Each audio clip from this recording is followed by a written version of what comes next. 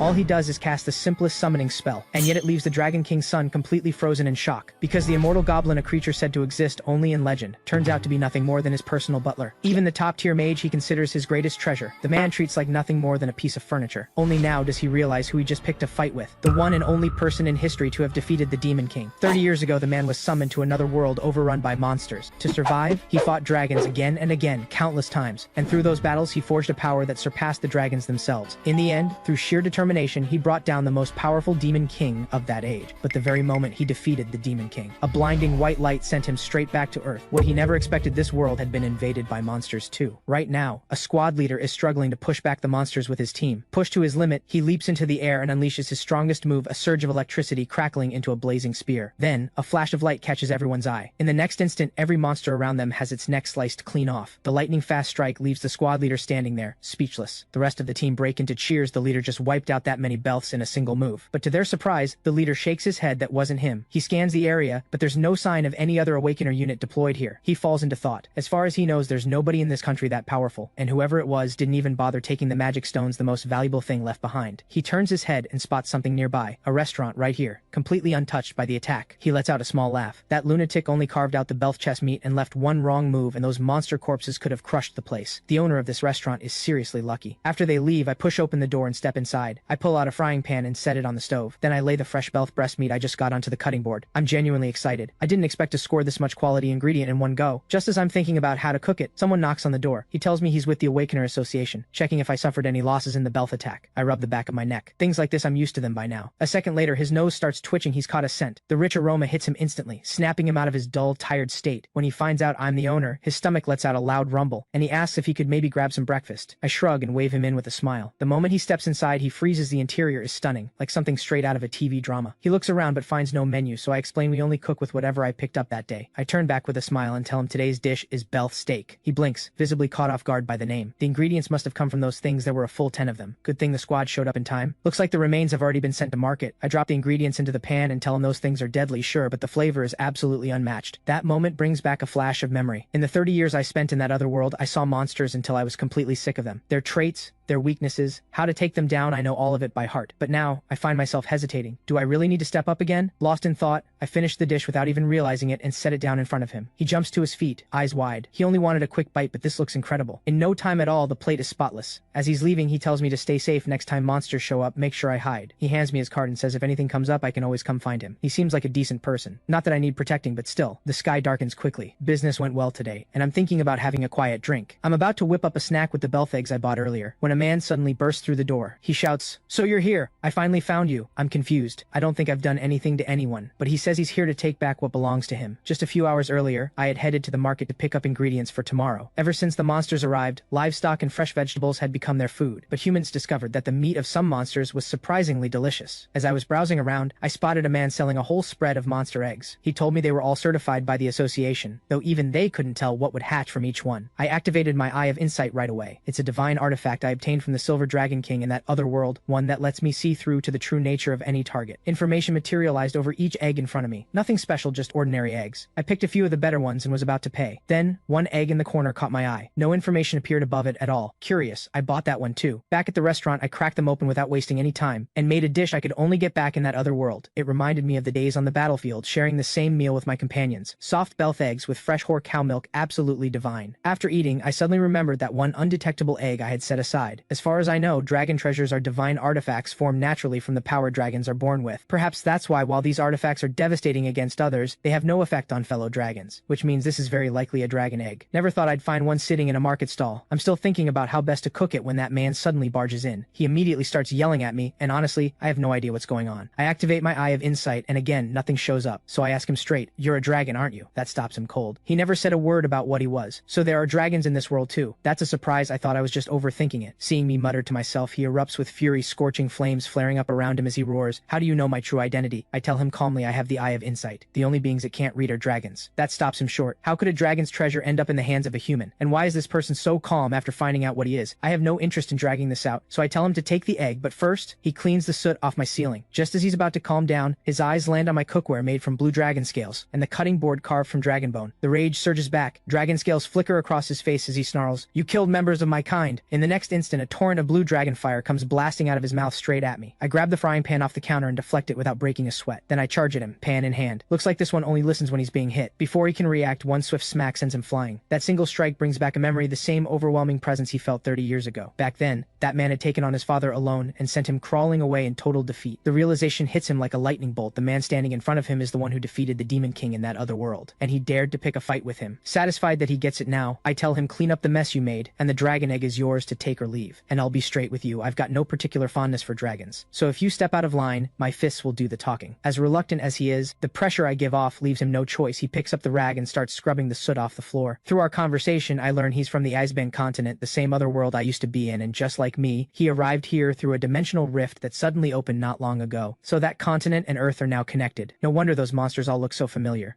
When he confirms I really am from that other world, something clicks in his mind and his scrubbing picks up speed. In no time, the blackened floor is spotless. Just when I think he's about to grab the egg and leave, he stands up and hesitantly says, after you killed the Demon King, why didn't you return my father's treasure? So his father is Flame Dragon Rex. No wonder the resemblance is so strong. I tell him to come closer, I'm not going to hit him. The ones who wouldn't listen back then, they needed a good beating before they'd behave. I tell him straight the dragon-made knives and cutting board were gifts. I fought dragons, yes, but I've never killed one. As for your father's treasure, it was destroyed when I fought the Demon King.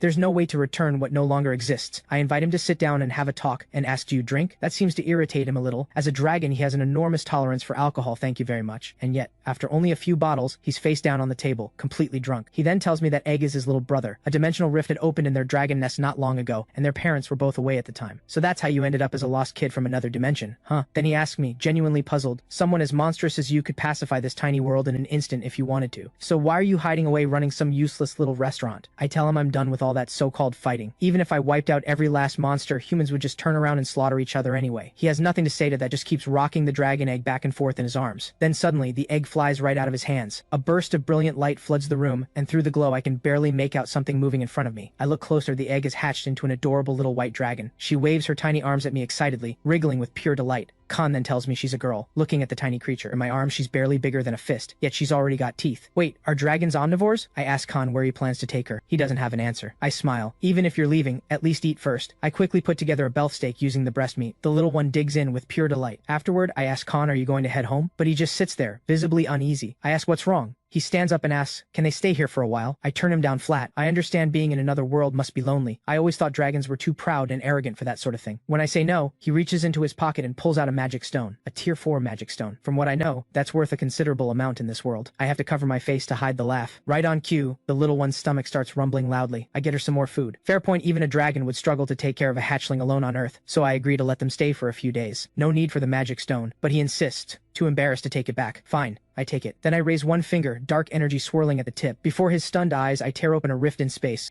Out steps an immortal goblin. Hello, hello, king of the world. It has been quite a long time since you last opened the subspace. Seeing Khan's confusion, I explain the goblin manages everything stored inside my subspace. Good to see you. But stop calling me that. How many magic stones are left in the subspace? The goblin tells me the stones inside are beyond counting, like grains of sand on a beach. If we're only talking high-tier ones, 5 top-grade magic stones and 120 high-grade ones. I hand Khan's stone back to him while he stares in disbelief. Then I tell him, starting now, I hope you can help me out around here. The next morning, I skewer the meat onto a spear and have Khan breathe fire over it at just the right heat. After some careful work together, we produce a skewer of meat so perfectly roasted it makes your mouth water. He then asks about the long sword I just took out of the subspace. That's not an ordinary weapon, is it? That would be the sword of Leikafi, the life's work of a dwarven craftsman. There's nothing better in existence, though using it as a skewer beats letting it collect dust in a corner. Just then, there's a knock at the door. The Awakener Association worker from before steps in. Hey, came for another meal during my rounds today. After eating, he tells me a new dungeon has appeared near the subway between Sinchon and Daisiman, so they're recruiting Awakeners over in the Daisiman area. A dungeon, simply put, is a breeding ground for monsters, a gate formed through a dimensional rift that pulls beings from other dimensions into this world. Daisiman is currently under the protection of the Magic Spearman and his squad. Sinchon is guarded by the Ice Witch, Che Yan. Word is they're worried about being short-handed, so they're forming a support unit. The plaza is packed with volunteers today. After finishing his meal, he heads off quickly to get back to work. After closing up, I head to the market to pick up some Atar tiger loin. I spot the squad the man mentioned. They're out recruiting volunteers for a dungeon raid, so this must be the level 2 Awakener Magic Spearman, Jin Sang-hu. These days, dungeon clearing teams are called dungeon raids, a term borrowed straight from old video game systems. With the world turning as fantastical as any game, people just started using the vocabulary they already knew. And the similarities don't stop at the names. Tanks and healers are scarce, while damage dealers are a dime a dozen. Maybe it's because offensive abilities come in more varieties, so most people happen to awaken as damage dealers. The result? Even if you can deal damage, unless you truly stand out, finding steady work is tough. When I get back to the shop, A man shuffles in looking uneasy and asks if we're still open. I tell him we're technically closed, but I can make him something. He says instant noodles are fine. Then he asks how much is a bowl. When I tell him it's cheap, his face lights up and he orders 5 bowls. That catches me off guard. I quietly activate my eye of insight to take a look at him. His ability food god, and his nature aligns toward good. I had a companion who was a food god back in my time. I know exactly what this class can do. A food god's power grows in proportion to how much they eat, and the quality of ingredients matters just as much. When they consume high-grade monsters, the effect is nothing short of extraordinary, but the ability is very weak early on. Until they've consumed powerful monster meat and grown from it, they can barely do anything. They're also in a constant state of hunger. Things only improve once they hit a certain threshold, and this man is clearly nowhere near it yet. I get to work preparing an oversized bowl of instant noodles, piled high with roasted Atar tiger meat. Good people never seem to catch a break. In a world like this, the kind ones are always the first to fall. I know that all too well. If his nature weren't good, I'd have looked the other way even with a food god standing right in front of me. His mastery level is high tier. The Atar tiger meat should do wonders for him. As he stares in surprise, I tell him the shop gives a special deal to the first customer of the day to bring them back. With that, he digs in with huge, hungry mouthfuls. In no time, every last bit of it is gone. As he reaches for his wallet, something falls from his coat and hits the floor, covered in dust from head to toe, yet he's carrying a brand new tie. Is he trying to look presentable for someone? It's not long before we cross paths again, this time because of a gate going out of control. That day, a massive gate appears in the sky above the city. The people below erupt into chaos. The man tells the security officer his ability as food god, no special skills, but he's physically very strong and asks if he can be of any use. The officer turns him away flat. This dungeon is not simple. Regular awakeners are useless here. Then he suddenly spots his daughter. She's treating wounded people on the ground nearby. She notices him at the same moment, standing blocked at the barrier. He shoves the barrier aside and rushes toward her. What are you doing in a place this dangerous? Why aren't you at school? She explains she heard there were many wounded here, so the school sent support-type awakeners to help. Dad, what are you doing here? I can handle myself. Just go. Your only ability is eating. You can't help anyone. All you do is eat and work and never even come home, and now you're standing between me and the people who need help. Is this your idea of looking out for me? She pushes him aside. Go find shelter. Besides, I can earn a scholarship for being here. The tie slips from his pocket and catches her eye. Wait, you don't even own a proper suit. At that moment, the squad emerges from inside the gate. They address the crowd. Dungeon clear complete. Good work, everyone. All healers, please come this way for emergency treatment of the wounded. Mijin turns immediately and heads toward the nearest wounded person. A class, simply put, is the category of ability an awakener possesses. Awakeners can raise their proficiency to reach the master level, a process that spans 5 stages. In this world, system academies have replaced traditional schools, designed specifically to help awakeners build their proficiency. Once an awakener's innate class reaches master level, they can choose a second class based on their environment and their own will. If both classes reach master level, they earn tier 1 or above standing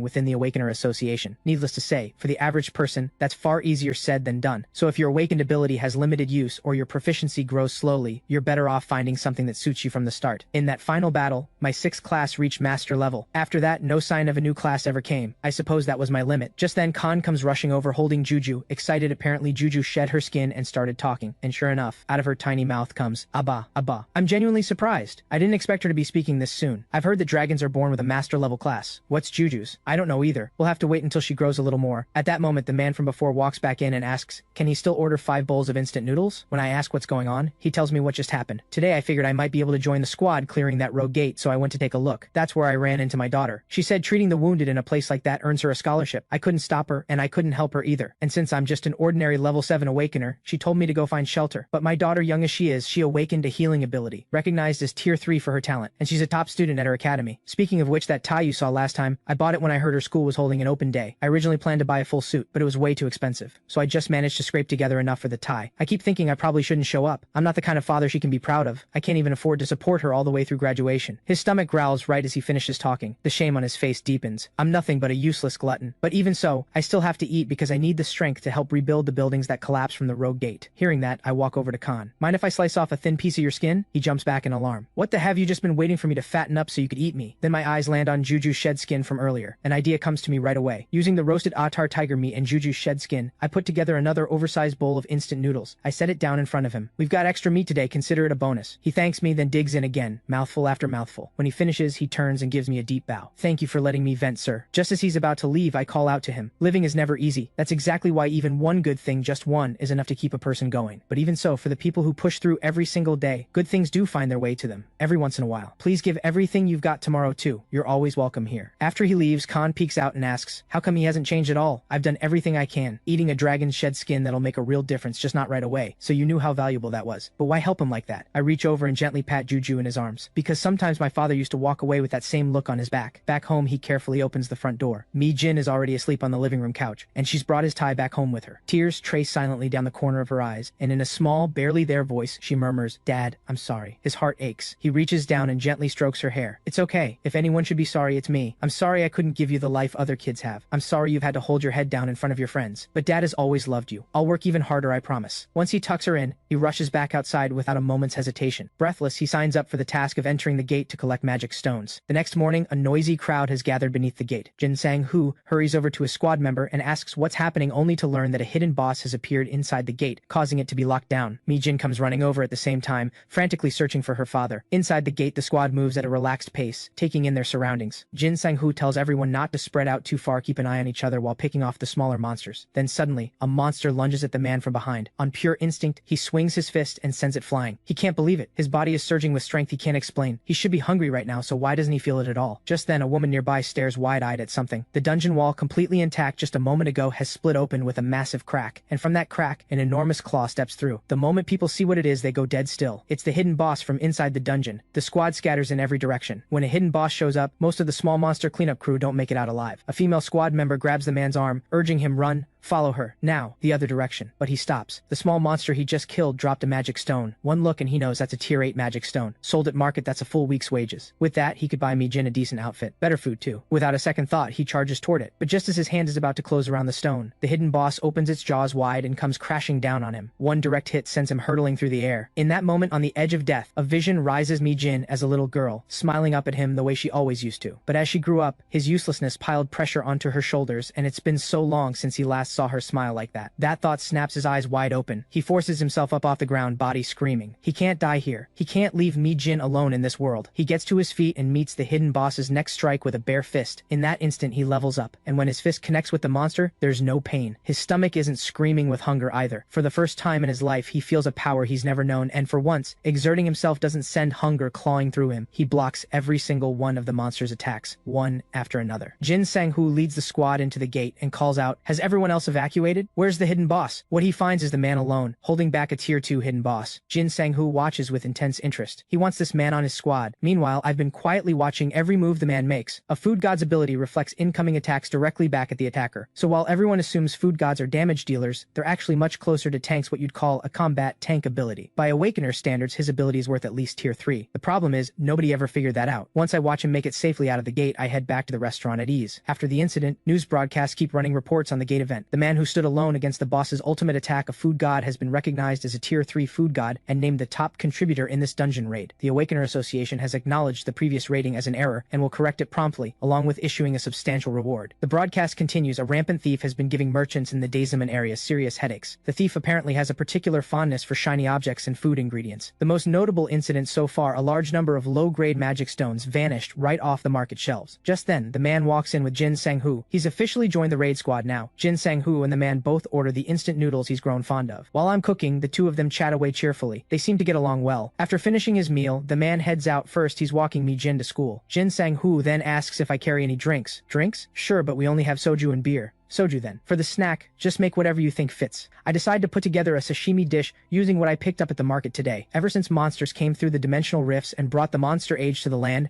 the situation in the oceans has been just as bad. The fish that were everywhere on Earth 30 years ago are nearly impossible to find now. This one's called a jimin fish. Fully grown, it can reach over 3 meters. The one in my hands right now is just a small fry, but its flavor is close to grouper or flounder. I used to think sashimi wasn't worth the price, felt like a luxury item, so I never cared much for it, but once I actually tasted it, I couldn't find anything more delicious. I finished quickly and set the dish down in front of him. Your sashimi, eat it together with the seaweed underneath. He looks a little uncertain but picks up a piece anyway. The moment it hits his tongue, the flavor is rich and clean all at once, and the subtle, refreshing taste of the seaweed beneath it is a perfect match. He feels the weight of exhaustion just melt away, and if you knock back a shot of soju right before you swallow, even better. He then tells me this is his first day off in 2 years. Every single day for 2 years I've been clearing monsters, the same exhausting battle, over and over. Honestly, I'm worn out on the inside. Monsters keep pouring through the dimensional rifts without end. I haven't had room to breathe. He gestures to his weapon and tells me it was issued by his academy upon graduation, given to Tier 2 and above Awakeners. It's forged from Edmund alloy, with extraordinary magical energy absorption. Before long, the soju does its work, and he starts drifting off to sleep. At that very moment, a legendary creature, a nine-tailed fox, appears in the skies above the city. Feeling threatened, the Awakener Association sends Jin Sang-hoo and his squad to eliminate it. But after fighting with everything they have and finally bringing down the nine-tailed fox, they find a sleeping fox cub cradled in its arms. Only then does Jin Sang-hoo understand. The creature was simply trying to protect its child in an unfamiliar world, so he keeps it secret from the association and everyone else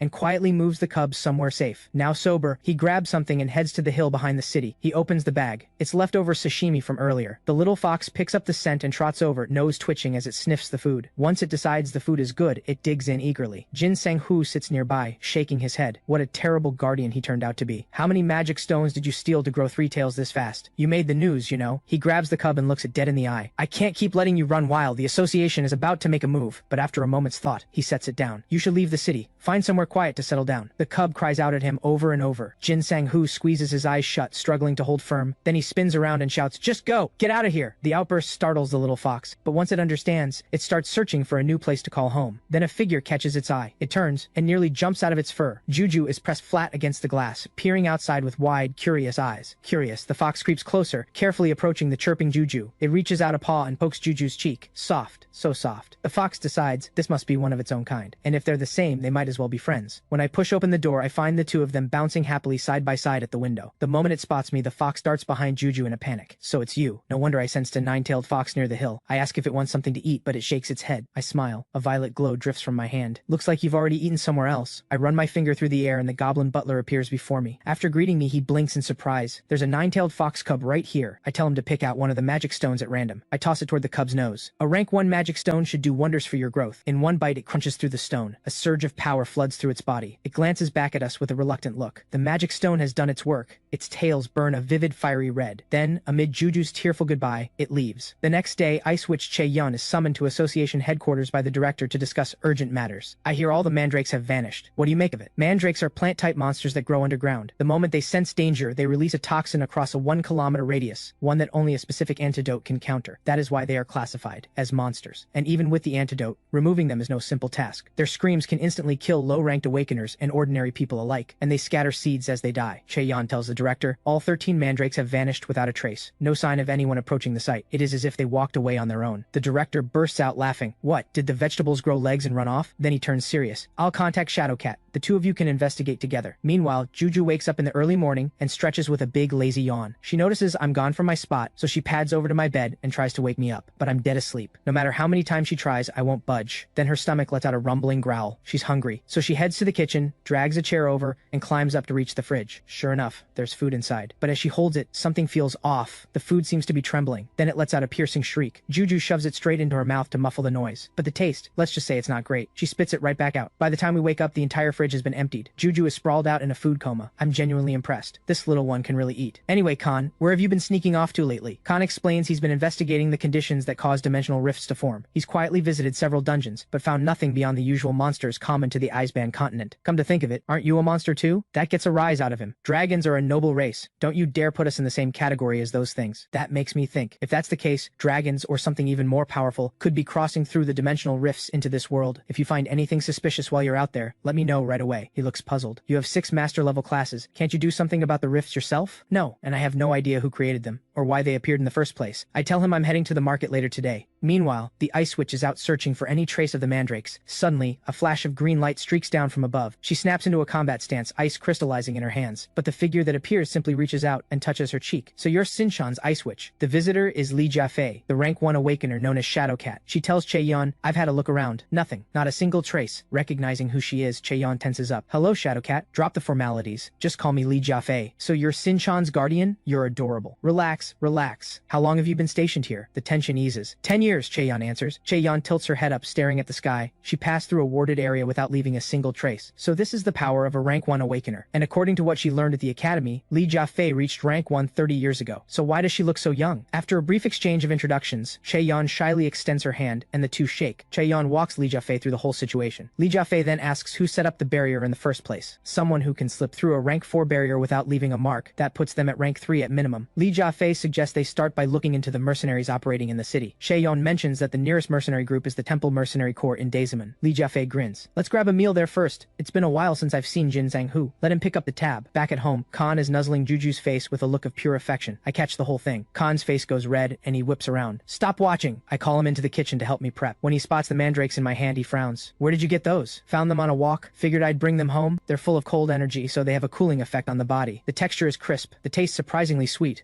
Perfect alongside either hot or cold dishes. Today, I'm using them to put together a proper summer meal. After little wait, the samgyetang is ready. That's when voices of delight drift in from outside. Jin Sang-hoo walks in with Chaeyeon and Li Jiafei in tow. A place like this actually exists, and that smell. Khan just stands there, stone-faced. I nudge him in the side, a reminder to smile and greet our guests. Sorry about the tagalongs, Jin Sang-hoo says, then nods toward Khan. Is this one staff? I wave it off with a smile. Any guest who walks through my door is welcome. He's my nephew. I just finished some samgyetang. Care to try some? Li Jiafei speaks up. I'm vegetarian. Don't worry about me. I bring out the samgyetang along with a side of mandrake pickled radish. The moment they take a bite, their eyes go wide. This drumstick is incredible. And this pickled radish, the crispest, most refreshing thing I've ever eaten. Watching the two of them eat with such joy, Li Jiafei turns to me. Do you do vegetarian dishes? I don't have many vegetarian options, I tell her, but we happen to have watermelon. Would you like some? Her eyes light up. Perfect. I'll leave it to you. There are so many ways to enjoy watermelon. Eat it fresh, freeze it, or blend it into juice. All of them delicious. But today I'm going a different route. First, I scoop out the flesh and cut it into bite-sized pieces. Then I bring out extra fruit. I'm partial to strawberries and kiwi, so I chop both and layer them into the hollowed-out shell. I pour in a splash of sparkling soda, then toss in a bit of mandrake. The watermelon fruit tea is done. A feast for the eyes, nose, and taste buds. The moment it hits the table, both women lean in. Chaeyeon reaches out, and ice pours from her fingertips, dropping straight into the drink. I'm genuinely impressed. Jin Sang-hoo leans over. She's the Ice Witch, guardian of Sinchon. Chaeyeon flushes at the title. Honestly, I'm not a big fan of that nickname. Jin Sang-hoo grins and explains. Every year the Academy holds a Battle Royale event. During one of them, Chaeyeon snapped after her opponent wouldn't stop provoking her. She froze the person solid and summoned a full blizzard. The name stuck after that. Everyone at the table bursts out laughing. Chaeyeon waves her hands frantically. That was an accident. I turned my attention to the other woman in the room. The aura around her. She's at guardian level or higher without a doubt. More than that, she's strikingly beautiful. Since leaving the Icebound continent, I've never seen anyone with looks quite like hers. Almost too beautiful to be real. After they leave, Khan sidles up beside me. That woman was unreal. No human should look like that. You're right, I tell him. She's an elf. My eye of insight picked it up. She possesses Ghost Step, an ability only elves can learn. But don't elves have pointed ears? Could she have recognized us? It's just as I feared. Monsters aren't the only ones crossing through the dimensional rifts. Other races may have arrived the same way, and blended quietly into life on Earth. For all we know, someone could already be plotting something in the shadows. As the investigation drags on, the sky slowly darkens, and they come up completely empty. Nothing. Jin Sang-hoo turns to Li Jiafei. Since the mandrakes vanish without a trace, shouldn't we just write this off as some new natural phenomenon? I've got things to do too. No witnesses, no victims, nothing on the market, and frankly, no one in this country could uproot a mandrake without making a sound. If even Shadowcat can't find a lead, the truth might be stranger than we think. If someone stole them, there's no way we'd have found nothing. You never know. What if someone just ate them all? She pauses. It's summer, but it feels oddly cool today. Li Jiafei nods. Now that you mention it, the air really is cool. No hard evidence, just a gut feeling. But I'm certain something is happening in this city. I'll report it to my superiors and hand it off to the researchers. Jin Sang-hoo lets out a long sigh. He made the whole trip to the Temple Mercenary Corps for nothing, and came back with shocking news instead. Cheon Tae-jung, captain of the Temple Corps, has retired. The next morning, I wake up and scan yesterday's newspaper. The Temple Mercenary Corps captain led his squad and held off a southern monster attack in just 5 hours. Just then, Juju comes toddling over, legs flailing as she tries to climb up. I pick her up, and her stomach immediately starts rumbling. Of course, she's hungry again, but deciding what to make for breakfast is always a dilemma. If we're going to eat, it should be something worth eating. Life is short, 3 meals a day, every one of them a chance to enjoy something truly good. I squeeze Juju's soft cheek. Though your life won't be short at all, will it? Before long, the belt egg rice bowl is ready. With mandrake mixed in from yesterday's haul, the aroma is irresistible. Before they know it, both of them are digging in with full bites. But once Juju is full, she dozes right off again. I glance over at Khan. Is it normal for her to just eat and sleep like this? We should be able to find out her class soon. This is part of the process. Young ones at this stage eat and sleep constantly. It's how they they grow. We're about to find out what master level class she was born with. I have to admit, I'm excited. Not long after the food god walks in, Noah's already following the smell of the food. There are other things on the menu, but what he really wants is the instant noodles I make for him. So I bring out his usual bowl. He takes one bite of the pickled radish and his eyes go wide. This is absolutely divine. I smile to myself. He has no idea it's made from mandrake. Then he asks, have you heard what's going on with the Temple Mercenary Corps? Captain Cheon Tae-jung has retired. The whole team is taking it hard. Speaking of which, 10 years ago Daesamun was hit by a monster attack. Even now, just thinking about it makes my knees go weak. That was Jin Sang-hoo's first year as magic spearman, and that same year, 4 of the 5 guardians died fighting the siege. Cheon Tae-jung was ranked only as a rank 3 awakener, and yet he saved every last person in Daesamun during the monster siege 10 years ago. Just as I'm about to close up, Jin Sang-hoo walks in, with a man beside him. One look at the man and the word that comes to mind is veteran. It fits him perfectly. I'm about to start on dinner when Jin Sang-hoo tells me something's come up and heads out. It doesn't take long. I set a full meal in front of the man. He takes one bite, and his expression softens. This tastes exactly like home. Then he tells me he's the captain of the Temple Mercenary Corps. It's been a long time since he's been back to his homeland. 30 years ago, when monsters first appeared, the world called it the Great Exodus Era. Cities fell, countries crumbled, countless lives were lost. He was still in his homeland when it all began. In the chaos, he stumbled upon a sword, and in that moment realized he had become what people now call an awakener. So he gathered the awakeners from his home and led them out to face the monsters pouring from the rifts. That was the beginning of the Temple Mercenary Corps. He led the Guardians and helped put the world back on its feet. 10 years ago, just as people were finally settling into the new world, City A erupted. What would now be classified as boss-level monsters swarmed the city all at once. That was the monster siege. Jin Sang-hoo had just taken his post as magic spearman. He was struggling to hold back the monsters. But this man in front of me split them in two with a single sword strike, and to save Jin Sang-hoo, he lost his left eye. From that day forward, Jin Sang-hoo made this man his goal, and kept helping others the way this man had helped him. I ask if there's anything he regrets. He tells me to protect others, and simply to survive each day. We cannot afford to make mistakes, because when we do, people die. And those people might be someone else's dream, someone else's hope. That hits me. No wonder Jin Sang-hoo carries a maturity far beyond his years. He learned it from this man. But chasing perfection wears a person down. And yet, that very weight is what forged the next generation into something great. After the meal, he tells me, it's been a long time since he's spoken his heart to anyone, and he'll be back. The next morning, I jolt awake from a deep sleep. I turn to find Khan pressed against the wall, wide-eyed with alarm. What happened? He glares at me. You're radiating killing intent so thick you could choke on it, and you're asking me what's wrong? That's when I realize my body is still on edge. Damn it, the war ended 10 years ago, and yet the nightmares still come.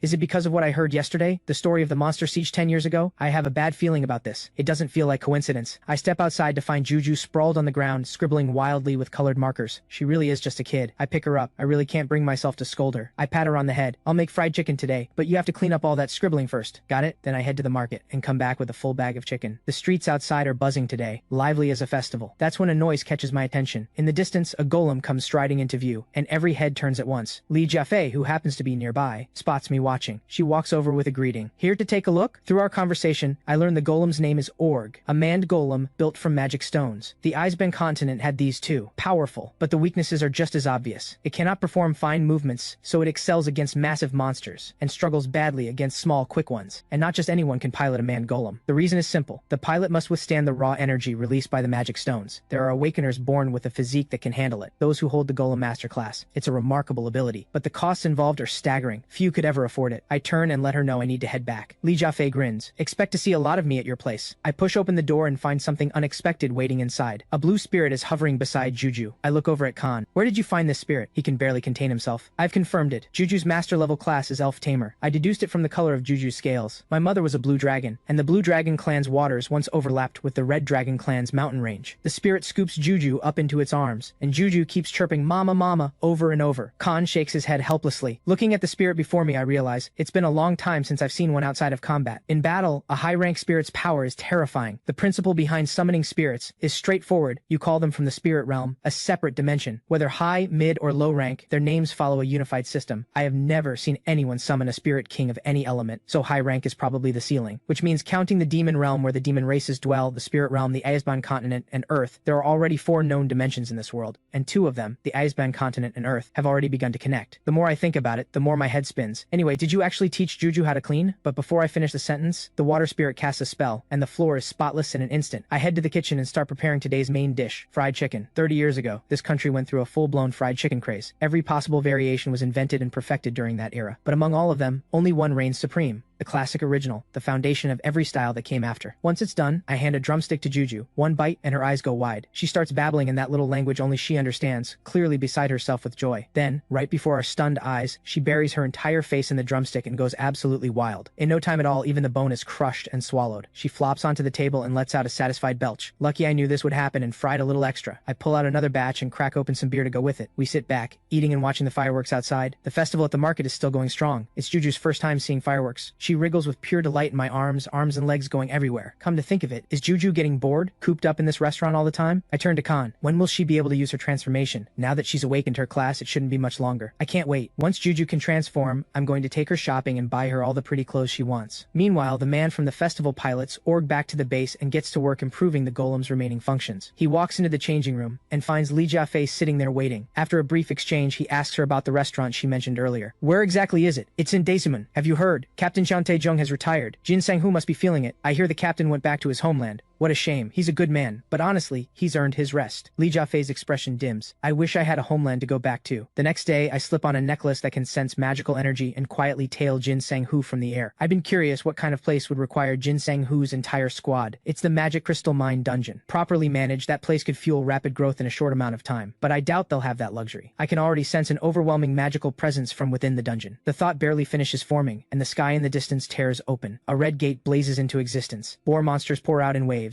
Jin Sang-hoo reacts instantly, ordering his squad into a defensive formation. The food god steps forward and holds the front line. Jin Sang-hoo leaps into the air, ready to unleash his skills from above and cover the squad. Then he sees it and freezes. A massive surge of energy is building inside the gate. A boss is coming. He snaps out of it and shouts for someone to pull the fallen squad members to safety. But the sheer number of boar monsters pins the squad down. No one can move. He has to make an impossible choice. To protect the remaining squad members and the workers, he needs to fall back and reinforce the rear. But if he does, what happens to the ones being crushed by the boar king at the front? Do I save the greater number? The hand gripping his weapon begins to tremble. Xian Taejong said he lived with regret every single day. How many crossroads like this one did he stand at? Full of anguish and doubt, it brings back the words the old man said when he saved him. You must be terrified, panicking. Every part of you wants to run, but that is exactly when you have to take a step forward. If you retreat now, you will spend the rest of your life doing the same. The memory steadies him. His eyes go hard. I move forward. Listen up, our people are still out there. I take the lead. Everyone else forms up and pushes through. He moves like a bolt of lightning, sweeping the boar monsters, blocking his path clean off the field. Then he winds up and launches a fully charged strike straight at the boar king. The blow tears through everything in its path. But right behind it comes another boar king, just as ferocious. He's running on empty. All he can do now is pray the association notice something wrong and is sending backup. Then, at the very edge of crisis, a blinding flash of light tears through the air, and every monster around them vanishes on the spot. He doesn't know what just happened, but he hauls the food god to his feet and shouts for everyone to get out of the dungeon now. I let out a slow breath from where I stand in the distance. I told myself I wouldn't get involved, and yet here we are, but no one in this world can trace it back to me. They'll lose sleep over the mystery, and that's fine. On another note, Jin Sang-hoo was rank 2 before this. That battle pushed him to master level. Country A now has its 4th rank 1 awakener. Right on cue, my stomach lets out a long growl. Right, food first. Back home, I head to the balcony and start setting up a barbecue. Juju, who had been fast asleep in Khan's arms just moments ago, suddenly opens her eyes. A blue magic circle appears in front of her. The water spirit bursts out, douses the fire instantly, and soaks both of us completely in the process. Juju proudly pats her own chest, waiting for praise. I dry off, grab more firewood, and start the barbecue again. Over the meal, I ask Khan, still investigating dungeons? Today I saw a herd of boar monsters in the Magic Crystal Mine dungeon near the commercial district. Combat type ones. Boar monsters are a species that evolves based on their environment. I pick up the thought. But the way they've grown here is on a completely different level. Those tusks, nothing I saw on the Icebend continent comes close. And when that gate opened, the energy I sensed, it wasn't from the Icebend continent. The dimension connected to Earth might not just be the Icebend continent. There could be others. Something is happening in this world that none of us anticipated. Back at the Awakener Association, Jin Sang-hoo reports to the director everything that happened. A flash of light and every monster vanished, including the boss level ones. The director has no answer for it, but he offers Jin Sang-hoo a firm congratulations. His class has reached master level. Have you decided on your next class? Jin Sang-hoo answers without hesitation. Iron Heart. Iron Heart grants an Awakener 2 lives, and delivers a massive leap in the body's overall durability. At master level, the entire body becomes as hard as steel. I can't keep throwing my life on the line like that. We got lucky today. Any worse and we could have lost everyone. If I can develop Iron Heart into a combat tank ability, then the next time something like this happens, at least I can buy everyone time. On his way out, he turns the memory over in his mind. That light. There was no malice in it. If anything, it felt warm, gentle. Something in him had wanted to move toward it. The Belth incident felt the same way. Is this truly just some inexplicable force, or is someone out there watching over them? For now, all I can do is hope that whatever that power is, works. It never becomes our enemy. Then, out of nowhere, Khan asks me, do I actually hate the Demon King? Memories from the past come flooding back in an instant. Back then, I did hate him. When I was first summoned to the other world, it was my friends and family who helped me slowly adjust to that new life. But every single one of them was slaughtered by the Demon King's forces. With power in my hands, I went absolutely berserk, driven by one goal, to destroy the Demon King completely. The war dragged on, year after bloody year. By the time the fighting finally ended, there was no one left by my side. Back then, I hated the Demon King with everything I had, but later, I found out the truth. The Demon King had also been forcibly summoned against his will. He was just like me, trapped on the unfamiliar Azban continent, with no way out. Khan is stunned. There's actually someone in this world who can summon the Demon King? Then how did you make it back? I spent 10 full years searching every corner of that world, completely alone. Just when I was on the verge of total collapse, a dimensional rift opened, and on the other side were the skyscrapers of the modern world. And just like that, I came back. I figured no one would ever believe something that absurd. But Khan says, I believe you. You've been through so much. Those words hit something I'd buried deep for half my life. Even now, a trace of hatred for the Demon King still lingers in my heart. But alongside that hatred, there's also something like pity. I know exactly how it feels to be stranded alone in a strange world. The nightmares never let me go. Every single night I dream of blood-soaked battlefields. The faces of everyone I loved, dying one by one. Those images torture me over and over again. It feels like a massive nail driven straight through my chest, buried too deep to ever pull out, tearing me apart from the inside. The only way I can keep going is to drown it all in alcohol and push through one more day. If I hadn't gritted my teeth and held on, I would have lost my mind long ago. Sometimes I wonder, maybe I already have. I jolt awake from yet another suffocating nightmare, and find Juju curled up beside me. I have no idea when she crept over. I turn and see Khan too, folded into some ridiculous sleeping position. Looking at this peaceful little scene in front of me, I feel something I haven't felt in a long time. Calm. I've just started to settle down and reach for a cigarette, when a strange old woman calls out to me out of nowhere. She asks me which direction the Arirong train goes, but I've never heard of any such train around here. The old woman turns and walks away just like that. I push my curiosity aside, making a mental note to look into it next time. For now, I hurry to open up the shop and get ready for the day. A regular customer pushes through the door right on time, greeting me with a smile and asking what's on the menu today. He's a bit early, so I tell him I'll whip up some fried rice to hold him over. I have it ready in no time, and set it in front of him, but out of the blue he asks if I've run into Grandma Arirong. I tell him everything, the early morning encounter, all of it. In this heat, she was still wrapped in a scarf, fixated on finding the Arirong train. He lets out a quiet sigh. That's just how it is, he says. No one really understands what she's saying. She's a scavenger who collects scraps of paper. Her mind isn't always clear. She only comes back to herself every now and then. Life keeps getting better, for most people, but the pain of the past never fades. Too many have lost those they love, and the weight of it has simply broken them. He says his piece, settles the bill, and leaves. This world is still in transition. No matter how much time passes, nothing can undo what has already happened. Every person who walks through that door, every stranger on the street, carries a pain no one else can see, and they keep going anyway. I sit with that thought for a moment, then let it go. Juju tries to transform for the first time. All she manages is a few silly tufts of hair sticking straight up on her head. Definitely a failure. Once you get the hang of transformation, it comes naturally, but that first attempt is always the hardest. Seeing this, I figure I'll try putting some clothes on her first. I pick out one of my own shirts, way too big for her. Better to wait until after she transforms and then get her something that actually fits. Juju tries the transformation again, and who could have expected? This time, it actually works. Seeing Juju in her transformed form, the joy that wells up inside me is impossible to hide. The moment she transforms, she immediately clings to me and burrows into my arms. Khan is practically bursting with pride. Mastering transformation this fast, that's our Juju for you. Time for a meal. I ask Khan to find Juju something to wear, while I plan to head out and buy her some proper clothes that actually fit. But the rain is too heavy, so I turn back and decide to use the leftover pork tenderloin to make sweet and sour pork instead. That's when I spot the old woman from before, sheltering from the rain in the shop's doorway. Her tone is completely different now, polite, almost formal, like a different person entirely. I invite her inside to get out of the rain, but she declines, her voice distant and detached. Left with little choice, I lend her my umbrella. She thanks me warmly, promises to return it, and asks if she can order a bowl of jjajangmyeon. I tell her I need to check if I have the ingredients, but the moment I turn around, she's already gone. The relentless plum rain season wraps the entire city in a heavy, suffocating gray. The city broadcast loops on repeat, warning everyone to watch out for kelpies. Even the weaker ones grow stronger in the rain, so people are urged to stay indoors. This man is Jin Shun, the man golem operator from the last gathering. Ever since he came here with Li Jiafei, he's been coming back alone just to drink himself numb. Day after day, drowning his sorrows. He's stuck deep in a romantic mess and wants to know how to win a girl's heart. 2 years ago in a dungeon, it was a woman who saved him from the hidden boss-level monster, and his ideal type just happens to be a strong, powerful woman. I understand him immediately, because I have exactly the same taste. I too once met someone like that. The most powerful, gentle, and breathtaking person I've ever known. Miro Laikasi. Ever since that day, Jin Shun has been hopelessly in love, but the girl is cold and untouchable. I assume it's Li Jiafei, but he shakes his head. Not her. The girl he's after has told him point blank that she can't stand guys like him, and if he gets any closer, she'll make sure he doesn't see tomorrow. And the girl likes Jin Sang-hoo of all people, which Jin Shun absolutely cannot accept, especially since those two are always fighting. After getting it all off his chest, Jin Shun warns me again and again, this is top secret, not a word to anyone. Then he orders another beer. The broadcast comes on again. The resting ground in northern Daesimon is undergoing urgent repairs. That place holds the dead. Countless people lost their lives there, and back then there was no way to properly handle all the bodies. In the end, they cremated the remains and built a public memorial wall engraved with the names of the fallen. Just then, the shop door swings open. In walks a strikingly cold woman, a level 2 awakener, the Blade Queen herself, Li Yunya. She spots Jin Shun the moment she steps inside, and immediately grabs him by the collar. "You worthless fool! Drinking again?" Jin Shun panics and doesn't dare say a single word back. He lets Li Yunya drag him right out the door without a fight. I've barely finished tidying up when even worse news comes in. Li Yunya has been dispatched by higher-ups to deal with a massive Kelpie outbreak in the city center. The monster numbers are out of control, and civilian casualties are rising fast. A strong, unsettling sense of dread rises in my chest. Something terrible is coming. I can feel it. The next morning, Juju is tiptoeing to reach the fridge, sneaking around for something to eat. Her control still isn't strong enough. Her wings and tails are completely visible. I figured no one would be around at this hour, so I'd completely let my guard down. I keep thinking, Juju will have to return to the Icebound continent someday. I want her to try every good thing she can before then. Then a sound comes from outside the door. My heart leaps. I quickly shove Juju under the cabinet. I open the door, and it's that strange old woman again. This time she wants jjangmyeon again, and she looks impatient and in a hurry, but her attitude is completely different from the last 2 times, more erratic than ever. I immediately activate my Eye of Insight. The scan shows she's a good person, and not an awakener. What stands out is that she has dementia. That explains everything. There are too many people in this world who have broken under the weight of losing those they love, but not even the healing magic of another world can mend a wound like that. I let out a quiet sigh and turn to make her jjangmyeon, but in that short moment, Juju slips out and gets spotted. The old woman stares at Juju's enormous tail with wide, curious eyes. I freeze. My heart shoots straight into my throat, but the old woman just smiles warmly. She takes Juju for a well-behaved little dog. She says Juju looks just like her dog back home named Bai-Q. When Juju announces her own name, the old woman isn't frightened at all. She's absolutely delighted. Khan comes rushing downstairs, horrified to find Juju in the same room as a human. He's terrified it'll cause trouble. I shake my head to calm him down and tell him to stand watch at the door so no other customers come in. I get to work on the jjangmyeon right away. The ingredients for jjangmyeon are incredibly hard to come by these days. The dish itself has become a rare thing, especially chunjang brewed the traditional way. That's nearly impossible to find. Then there's the noodles. There's a noodle factory nearby, but she's in a hurry, so I have to use instant fried noodles instead. Stir-frying the chunjang is all about nailing the heat and the timing. Once the sauce is ready, it's time to cook the noodles. Fragrant stir-fried meat and onions, chunjang stirred in, thickened with starch, boar monster jjangmyeon done. I carry the finished bowl over and set it in front of her. She taps her head and suddenly remembers. She needs it packed up to take to her grandson. I nod and ask her to wait a moment. I wrap it up quickly and remind her more than once, be careful not to break the bowl. Just bring it back next time you visit. She thanks me over and over, then pulls out a 1,001 bill, something I haven't seen in a long time. Truly, it's been ages. After that, Grandma Aryung starts dropping by every now and then to take away packed jjangmyeon. Each time, it's for someone different. Sometimes she says it's for the grandfather at home, other times, it's for her grandson. But she never remembers to return the bowls. I know she doesn't mean to, so I quietly place a bulk order for extra bowls, enough to keep on hand. Passing by the resting ground one day, I can't help myself. I step inside to take a look. I know full well there's no grave for my parents here. That's when I hear the caretaker scolding Grandma Aryung with barely concealed irritation. Turns out, all the jjangmyeon she's been getting these days has been left right here in the cemetery. It's been sitting long enough to attract swarms of insects, and sleeping out in the open like this, she'll catch something. If she doesn't clean it up herself, he'll have no choice but to do it for her. That's when I realize she's been living here all along, in the cemetery. She steps into a battered tent with a helpless look and quietly wipes the dust from a worn old photograph. In that moment, something clicks for me. People don't only smile when they're happy. When the pain becomes truly unbearable, most people can't even cry anymore. The deeper the despair, the more they force a smile to cover it up. So long ago, I used to do the same. Fake smiles had become second nature. The rainy season drags on and on. Every time it rains, Juju lights up with excitement. But this rain is too heavy even for the market. Everything is forced to close, and there's no way to buy her new clothes. The way she loves the rain so much, she really is just like her mother, the Blue Dragon. The broadcast warns again, Kelpie sightings are increasing. Anyone who spots one should report it to the Temple Mercenary Corps or the relevant association immediately. The repeated warnings are setting off alarm bells in my gut. I tell Khan to watch the place, that gnawing, unexplainable anxiety making every part of me restless. And then I run out into the pouring rain. On the other side of the city, a Kelpie looms over the sleeping old woman, jaws wide open. Without a second thought, I fire an energy blast and blow its head clean off. My worst fear confirmed, but thankfully, I made it in time. The Kelpie had tracked her down by sniffing out the rotting jjangmyeon she'd left behind. Then I hear Jin Sang-hoo's team closing in. By the time Jin Sang-hoo arrives with his people, I'm already gone. All that's left is a scene of destruction. Jin Sang-hoo stares at the scattered shards of low-grade magic stones on the ground. The massive water stains spread across the ground tell him the Kelpie that was just here must have been exceptionally powerful. Could it be that mysterious force acting in secret again? He can't figure it out, so he decides to focus on getting Grandma Aryung out of here first. first, in case more kelpies show up. Grandma Arirung is barely conscious. Her lips move softly, murmuring the names of Yunho and the old man. A few days later, I look up as someone pushes through the door and instinctively start to say welcome, but the words catch in my throat. Grandma Arirung stands there, a little uneasy, and starts to apologize. All the bowls she took before ended up broken, so she's brought new ones as replacements. She's sorry for all the trouble. I wave it off quickly, but my eyes drift to the new clothes she's wearing. New outfit. Is she heading somewhere? Grandma Arirung gives a small nod but says nothing more. My chest tightens. In an instant, I understand what she's decided. Even if you're leaving, at least stay for one last meal. I decide to make her jjangmyeon again. This time the shop is well stocked. I could use instant noodles like usual, but then I spot the low-gluten flour on the shelf. I change course and ask her, "Are you in a hurry this time?" She answers in a calm, unhurried voice. She says she's not in a hurry anymore. A warmth spreads through me. I tell her to sit tight. Today, I'm making real hand-pulled noodles. Proper hand-pulled noodles need a long fermentation. There isn't enough time for that today, so they'll come out closer to knife-cut noodles in shape, but the texture will be far better than anything instant. Before long, a steaming bowl of jjangmyeon is set in front of her. She stares at the bowl. Her eyes go distant, like something from a long time ago is coming back to her. Back then, she worked the fields every day. It was hard work, but she was content. Her husband had a short temper, but underneath it, he was a good man. Later on, every week they would take their little grandson into town for a bowl of jjangmyeon. She loved watching him eat more than anything. It filled her with a quiet, deep satisfaction every single time. But now, she can no longer picture their faces clearly. Those precious memories are growing blurrier by the day. She tries desperately to hold on, but she can't stop herself from losing them, piece by piece. The fear of that is overwhelming. Juju seems to sense her fear. She rushes over and wraps her arms tightly around the old woman. The way Juju looks up at her is so much like her grandson. She asks, very gently, if she can feed Juju a bite of the jjangmyeon. I smile and turn right around to make a fresh bowl. It's ready in no time. Juju insists sweetly that the old woman should eat first. The old woman's eyes soften with warmth, and she goes along with it. But the hand holding the chopsticks goes still. Meanwhile, Juju digs in and ends up with sauce all over her face. Watching Juju laugh like that, something stirs in Grandma Arirung's eyes. Before long, both of them have finished their bowls. Grandma Arirung asks me to work out the total. I ask her one more time, making sure, "Are you really leaving?" She nods. Her train, she says, the one meant for her, is almost here. I look down for a moment, thinking. Then I decide, no charge today. I make up a quick excuse telling her the shop always treats travelers on a long journey for free. Her face lights up with quiet understanding. She thanks me again and again, then turns and walks toward where she is meant to go. The road outside the shop connects to countless different paths, each one belonging to someone else's story. There is the path of the father who fights with everything he has for his daughter, grinding through every day with his teeth clenched. There's the path of the veteran hero, worn down by a lifetime of battle, finally setting down that weight for good. There's the path of the man who falls head over heels, heart full to bursting with that rare and giddy feeling of first love. And today this road connects to one last journey, Grandma Arirung's final road home. I stand in the doorway and say goodbye quietly. The train begins to move. Grandma Arirung runs after it, almost on instinct without knowing why. She doesn't understand what's driving her. Then familiar voices call out from the train. Her children are all pressed against the windows, waving at her with wide, warm smiles. Her little grandson's bright voice rings out, calling for her, and in that instant, every memory she had lost comes rushing back. Those blurred faces sharpen one by one. Everything comes back. The door slides open, and a tall, familiar figure steps forward. "Old woman," he says, "you must have had it so hard." He reaches out to her with a gentle hand. "Come with me this time." Through her tears, she nods, and answers yes, with a heart full of joy. Shortly after, the caretaker finds Grandma Arirung's body at the resting ground. She is lying in front of her husband's grave, no longer breathing. This time, she finally found the Arirung train, and she got on. In front of her husband's grave sits a neatly packed bowl of jjangmyeon. I hover out of sight above, and the thought settles over me. You can never hold back someone who is truly ready to go. I had the power to extend her life, but sometimes, forcing someone to keep living is the crueler choice. Meanwhile, inside the Jacob office in City A, Jin Sang-hoo is certain. Everything that's been happening lately has something hidden behind it. Someone is operating in the shadows of the city, doing things that defy all ordinary explanation. Whoever it is exists far beyond what anyone could have imagined. Quiet, invisible, and completely mysterious. But thankfully, they don't seem to mean any harm. Then a thought flashes through his mind. An impossible name. Could it be Jaeger, the one who disappeared during the monster siege 10 years ago? But Jaeger died alongside the monster. Jin Sang-hoo saw it with his own eyes. Jaeger followed that self-destructing creature straight into the rift. He traded his life to keep countless others safe. If it isn't Jaeger, then could the association be hiding a zero-class awakener? He rubs his head in frustration, done with the guessing game. Ever since the Magic Crystal Mine dungeon incident, high-danger monsters have been pouring out of the dungeons in a steady, relentless stream. It looks exactly like the warning signs that came before the monster siege 10 years ago. He takes a breath, steadies himself,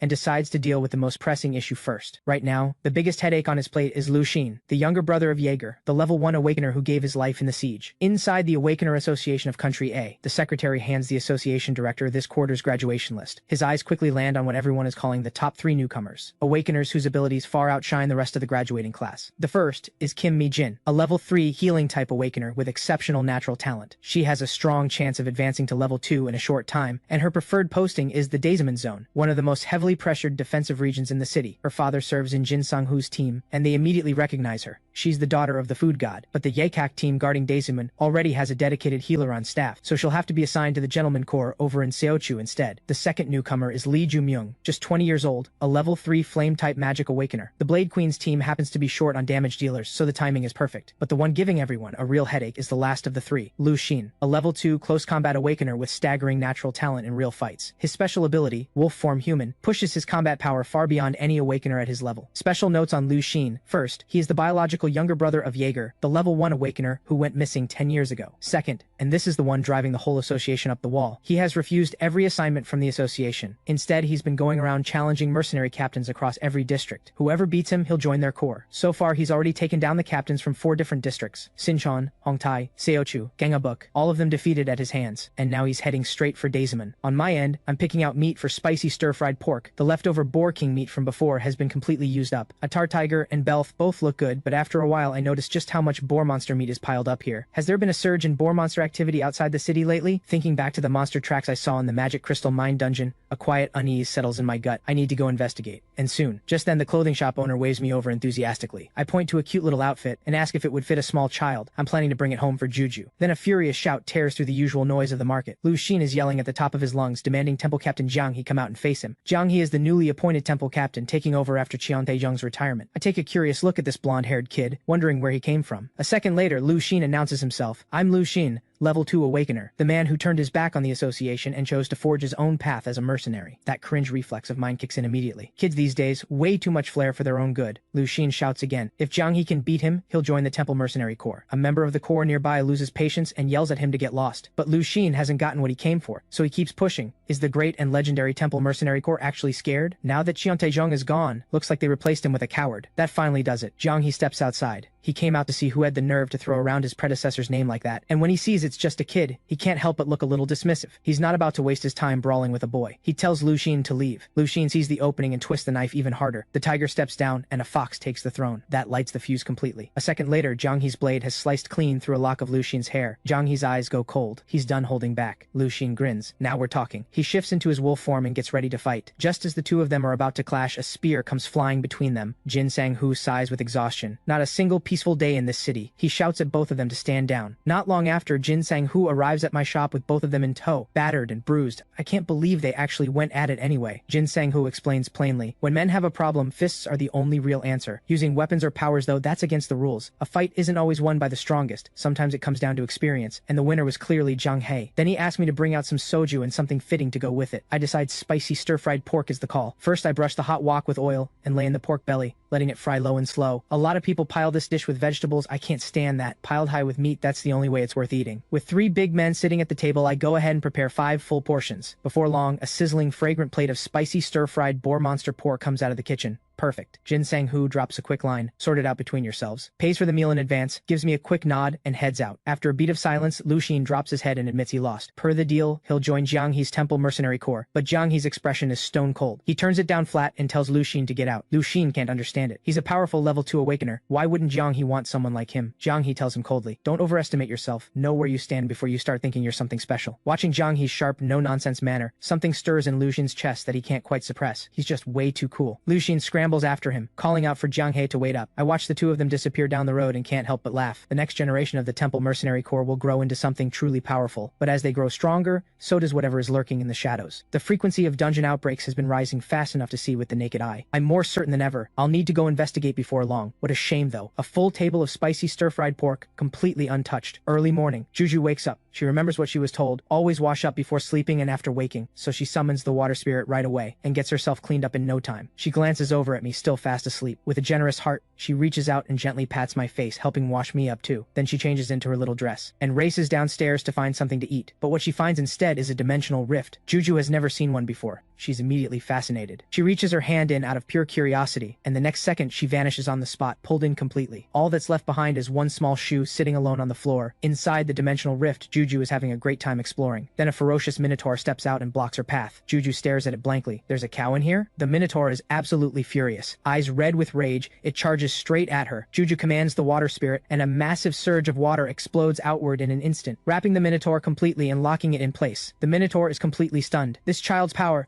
It's at least master level. Nobody could have expected a child to handle spirit power this advanced with such ease. The more the Minotaur thinks about it, the more panicked it becomes. It decides this terrifying little girl has to be eliminated. But just then, a fist punches straight through the wall and lands a brutal uppercut right on its jaw. I let out a tired sigh. Finally found this little troublemaker. Raising a kid really is no joke. I calmly say hello to the thing on the ground. The Minotaur is still spinning, but the moment it sees my face, it starts stuttering in fear. Its memory turns out to be better than any dragon I've ever known, and I remember it just as clearly. It used to move alongside the Demon King. The Minotaur frantically tries to deny it, terrified of ending up on my bad side. I don't bother with words. I grab one of its horns and crush it and wait for the truth. When the Demon King fled back then, it followed. But 10 years ago it wandered into this maze and never found the way out. It doesn't know much about the Demon Realm's current state, only that when the Demon King returned 10 years ago, he fell into a deep and unending sleep. I run my eye of insight over its words. It's telling the truth. The Minotaur is shaking, convinced I'm here to take over the Demon Realm. I said it straight, calmly. This isn't the Demon Realm, this is Earth, the human world. In that battle long ago, the Demon King never actually died. To have any chance against him, I mastered 6 different master class professions. Even with me and the Ice Emperor Dragon fighting at full strength, the best we could do was force him into a semi-permanent death state. And then fate had to go and twist the knife. A dimensional rift suddenly tore open, and the Demon King used it to slip right through our hands. This Minotaur may not be at Monarch level, but it's still a genuine boss level monster. If it made it to Earth, stronger things may have already followed. A loud rumble from Juju's stomach cuts through my thoughts. I laugh despite myself and decide to get her out of here first. Then a thought strikes me. I turn back and ask the Minotaur for a favor. Back at the shop, Khan catches the smell of meat and wonders out loud what I've been cooking. He calls my name several times, and when I don't respond, his voice keeps climbing with worry, until he finally tells me the soup in the pot is boiling over, and that snaps me back to the present. I smile and tell him the timing is perfect. I get him to sit down for breakfast. Juju already ate and is back asleep. I made oxtail soup today. The run-in earlier put the idea in my head, so I made a special trip to the market. As I talk, I keep stuffing chilies in my mouth. Nothing beats this when stress hits. Khan looks genuinely puzzled, apparently convinced these strange red things must be some kind of rare medicinal herb. One bite, and he's gagging, eyes watering like he might actually cry. Then a gentle voice drifts in from outside, softly asking if anyone's there. A girl wearing glasses steps inside. She smiles and says she runs a flower shop nearby and came by to introduce herself. She holds out the flowers she's carrying and says they're a small gift for the shop, but the very next second the aroma hits her and she asks if there's any meat being cooked. When she hears it's oxtail soup, her eyes light up. She can't help herself. She begs to have a bowl before she goes. I say yes without hesitation and ask her to wait while I go to the kitchen to serve her a bowl, but then she spots the chilies on the table and her expression shifts completely. How could anyone put vegetables on a plate like that? It's practically criminal. And the next second, the chilies on the table literally stand up and try to make a run for it. The onions on the cutting board start rolling away too. The commotion draws everyone's eyes. The girl panics immediately, knowing she's just accidentally revealed her ability. I activate my Eye of Insight right away and see straight through to who she really is. She's a rare plant regeneration ability awakener, someone who can make plants grow rapidly and even move freely on command. On the Asban continent, a master-level plant ability user could lay down a vine wall with just a handful of roses, enough to hold back an entire army. I gently point out the problem. Making the ingredients run away is really putting me in a difficult position here. I've met plenty of vegetarians in my time, but someone who is this fiercely on the side of vegetables, that's a first. Just then, Li Jiafei walks in and orders a salad. Li Jiafei spots the girl instantly and calls her by name, the flower wielder. The girl tries to brush it off, but Li Jiafei doesn't let up, pressing her, demanding to know why she left the gentleman corps and is hiding out here. The girl's composure crumbles. Through her distress, she admits the truth. She made a mistake and was thrown out of the team. The dungeon was filled with plant-type monsters. She couldn't bring herself to fight them and ran, and as a result, their tank got hurt. Li Jiafei's voice is firm. She tells her, when you make a mistake, you own it. You don't run from it. You don't hide in some flower shop at the end of an alley, just because it's the place you grew up in. Running away never solves anything. Hearing this, the girl feels a flush of shame, and finally makes up her mind to go back and face what she did wrong. She stands up and calls me over for the bill. I don't take her money. Instead, we make a deal. She'll pay with seeds suited for planting. The girl agrees on the spot, as if she's finally received someone's approval. Just then, a familiar figure appears in the doorway. The moment the girl spots the gentleman corps captain, her entire body goes rigid. The captain informs her that a new dungeon has appeared. Time is running short. The girl stammers and can't get a word out. His expression hardens instantly. If she truly wants to quit, she can file a formal withdrawal request. Flustered, she explains that she's only afraid of holding everyone back again. The captain gently reassures her. Everyone makes mistakes, himself and the lady included. As long as she corrects them, that's enough. Without another word, he takes her with him and orders her back to the team. Time is tight. There's no room to drag their feet. Before leaving, he makes a point to promise me he'll come back for a proper meal next time, and reminds Li Jiafei to pay the bill. Always happy to have the business. Come back anytime. Li Jiafei watches them go and can't help grumbling. What a hassle. Then she notices someone lurking in the corner. Why is my nephew hiding over there? Khan is caught red-handed. He panics and stammers that he wasn't doing anything. Li Jiafei sets down her payment, says her goodbyes, and heads out the door. Once they're gone, the shop falls quiet again. I turn to Khan and ask what's gotten into him. Khan's face is bright red. He murmurs with a dazed look. That girl is really something. Then, with all the seriousness in the world, he announces that he has fallen head over heels in love. I ignore him and head into the labyrinth. With the towering walls torn down, the space feels wide and open. I take a careful look around and start studying how this labyrinth's unique ecosystem operates. At its core is a special weathering system, and the entire place place is lined with crystals crafted through magic stone engineering. The technology is remarkably advanced. I consider taking the device with me, but it's been permanently fixed in place. Move it even slightly, and the magic inside will drain away. It would be a real shame to let all this go to waste, especially with so many willing workers right here. I ask the Minotaurs what they mainly grow in this dungeon. One of them gives a simple, honest answer: plants. I grab it by the head, speechless. Only then does it specify: apple seed fruit and pineapple. Apple seed fruit looks like a walnut but tastes like an apple. Sweeter, crunchier, and far better. Pineapple has a soft outer skin. I nod, satisfied, and tell them to plant the new seeds I brought as well. These were given to me by the flower wielder: lettuce, cabbage, and carrots. Just as I'm about to explain how to grow them, I notice a storehouse nearby. It's packed with everything they've collected over the years. Stepping inside, I see it clearly. Piles of seeds and sealed high-grade weapons. All of it was plundered during their invasion of the Iceband continent. Something catches my eye. I activate the Eye of Insight immediately. It's the legendary Seas Tier, the supreme treasure of the merfolk who rule the North Sea of the Iceband continent. The Seas Tier holds a miraculous power. It can grant the deepest, most genuine wish of whoever holds it. Legend says it once fell into the hands of a poor farmer, conjuring endless rice for him. It was later seized by force by a greedy, wealthy man. He fled out to the open sea by ship. In his greed, he wished for the Seas Tier to produce an endless supply of salt, a precious commodity at the time. The gem granted his wish. Salt kept piling up until it filled the ship to the brim, and the overloaded vessel sank straight to the bottom of the sea. It sounds like a fairy tale, but every bit of it actually happened. The gem can produce a special sea salt, perfect for a restaurant like mine. Before I leave, I remind the Minotaurs to eat well and build their strength. They may need to tend far larger fields in the future. The Minotaurs respond eagerly. The moment I'm gone, they all let out a long breath of relief. Horns can grow back, but the fear, that never fades. Back then, I beat the Demon King to within an inch of his life. To recover, he had no choice but to sleep for a full 100 years. And then there's that mysterious dragon blood girl, terrifyingly powerful. She can even bend full-grown dragons to her will and keep them at her side like servants. The more the Minotaur thinks about it, the more terrified it gets. Convinced I've already quietly taken over the world and am now setting my sights on the demon realm, their only hope, the Demon King, has been asleep for only 10 years so far. Given all that, the safest move is to work as hard as possible to please me. Once that logic clicks, it's fired up, fully recharged and ready to get back to work. Meanwhile, Shadowcat arrives at a gate. It's the largest gate discovered so far. The dungeon inside must be enormous. Past experience says the bigger the gate, the more dangerous the dungeon, and the stronger the monsters guarding it. But what she sees stops her cold. A dungeon this massive, and it's completely empty. The sky turns dark and heavy, as if ready to swallow something whole. Yet inside the city, nothing stirs. Shadowcat makes the call without hesitation. Fall back. This place is not safe to linger in. She classifies the anomalous dungeon as 0 grade. Back at the restaurant, Khan is acting out of character. He's dressed in formal clothes, even wearing a tie. Once he's ready, he comes downstairs and asks me how he looks. Is it too weird? Satisfied with my answer, he shuffles nervously and asks whether Shadowcat will come in today. She comes in every day without fail. Today should be no different. Sure enough, the door swings open the very next moment. Li Jiafei walks in, same as always, ordering her usual salad. I acknowledge the order and head to make the salad. The moment I look away, Khan bolts. Out of nowhere, he produces a single rose and drops into a bowl right in front of her. Li Jiafei is thoroughly amused. She turns him down with a simple excuse. She doesn't date anyone younger than her. Khan refuses to give up and asks how old she is. She doesn't answer, and Khan nearly blurts out that he's a dragon. I catch the moment just in time, cut him off, and haul him away by the collar. The way he's acting, anyone would think something's off. I feel a little guilty for the trouble, so I decide to make it up to my customer. I bring out the Seas Tier I just acquired. It has the power to restore a person's strength. I use it to produce sea salt and sprinkle it over some watermelon, to bring out the sweetness. Before long, the salad and watermelon, seasoned with the Seas Tier salt, are ready. Li Jiafei takes one bite and is instantly amazed. The exhaustion in her entire body just melts away. She feels her strength fully return. Grateful, she warns me to be careful. A level 3 alert is about to be issued. A level 3 alert is the lowest tier warning, but it still means a tier 1 boss monster will appear. A level 2 alert means at least 2 tier 1 boss monsters. And a level 1 alert hasn't been issued since the monster siege 10 years ago. But this situation feels strange even by those standards. Guardians and top rank awakeners are all stretched to their limits. Right then, a call comes in on Li Jiafei's watch. She silences it, then gives Khan a gentle compliment. He's sweet. She hopes he finds a good woman someday, and with that she gets up and leaves. Once she's gone, Khan can no longer hold it together. He knows. He's been rejected. Is it really so strange for a dragon to fall for an elf? Hearing that, I can't help but think of someone. She once told me to stop sacrificing myself, to live for my own sake. Then she fell into a deep sleep, drained by everything she gave to help bring down the Demon King. Looking at it that way, Khan and I really aren't so different. Khan's ears perk right up at that, suddenly very curious. But then a familiar scent hits me, the smell of blood, a smell I remember from 10 years ago, from the great battle against the Demon King. High above the city, a female vampire appears. She gazes down at the world below with cold indifference. Commanding her vampire army, she unleashes them to tear into the awakeners below. Jin Sang-Hu barks the order. Everyone into Delta formation immediately. Hold the line at all costs. No one hesitates. They respond in unison and pour everything into the defensive formation. But the next second, droplets of blood begin falling onto the barrier. Each one transforms into a vampire. The solid barrier is torn apart in an instant. At the critical moment, Zhang He arrives to back them up. Even he has to admit, a 0-grade dungeon is more terrifying than anyone imagined. The vampire gazes at the humans before her. Her eyes are full of contempt. Pathetic creatures. Every one of them. The temple mercenary corps arrives one after another.